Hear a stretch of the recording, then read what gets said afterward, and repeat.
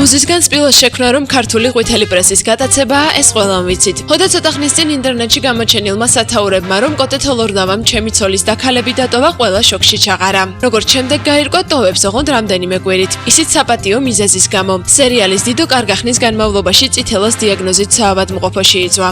ყველაფერი ამ ესე იგი ჩვენთან მოდებული ამ ინფექციის ბრალია, რომელსაც ქვია წითელა და რომელმაც აი ნუ მართლა კიდე რომ შემიწირა, იმიტომ რომ წამებული ორი კვირა გავატარე რა მართლა იძლევს გადავიტანე, ოღონ არ ვაზრიოდებ, რომ მართლა საშინელება იყო. უმცროსი ასაკისებმა ჩემმა პატარებმა ესე იგი აი ესე გადამდეს წითელა, ხო, ნუ მათ ეს არ უნდათ რა თქმა უნდა, მაგრამ ესე მოხდა და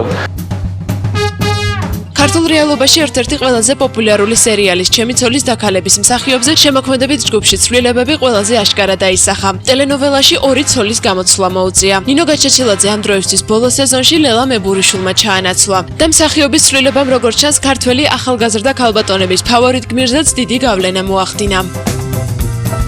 ძალიან დიდი განსხვავებაა. ნუ რეალურად ორი სხვადასხვა მეუღლე გამოვიდა, ხო, მაგრამ ანუ სახელი აერთიანებ მხოლოდ და მხოლოდ აბსოლუტურად სხვადასხვა კატოები არიან. ხო, ჩემი გმირიც რაღაცით ბუნებრივი ამას შეცვალა, ხო, იმიტომ რომ ნუ იმ კატოსთან სხვა ურთიერთობა მქონდა, ამ კატოსთან ცოტა სხვა ურთიერთობა მოხდა.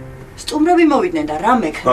აი, მოუყევი შენ თევზებს, გაიგე გოგო? დიტო. კოტე თოლორდავას კარიერა წლების წინ თეატრალური სცენით დაიწყო, თუმცა ამხელა პოპულარობა და ცნობადობა სერიალში მონაწილეობამ მოუტანა. ჩემი ცოლის დაქალებამდე თოლორდავას ამ საკითხში მეუღლე განო მელითაური ჯობნიდა. ტელეიმედის ბიზნეს რეალიტი შოუს შემდეგ კოტე თოლორდავა ცოლის ჭრდილში მოექცა, თუმცა შური მოგვიანებით იწია. პარადოქსული ის იყო, რომ სანამ ეს სერიალი დაიწყებოდა, მე შინტონ ახსენე ახლა ეს ტელეპროექტი, რომელშიც განო მონაწილეობდა და როცა განო გამოვიდა ამ პროექტიდან, ძალიან სასაცილოა ქუჩაში რომ მივდიოდი.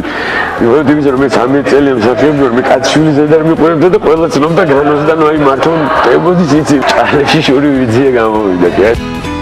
მოკლედ ჩემი ცოლის დაქალების ერთ-ერთი მთავარი გმირი გადაღებებს უკვე დაუბრუნდა. შემოქმედებით ჯგუფში სერიოზულ ცვლილებებსაც არ უნდა ელოდეთ. ასე რომ ის გადაგრჩენიათ პოპკორნი მოიმარაგოთ და უცხოური ანალოგების პარალელურად ქართულ სერიალს ჩაუსხდეთ.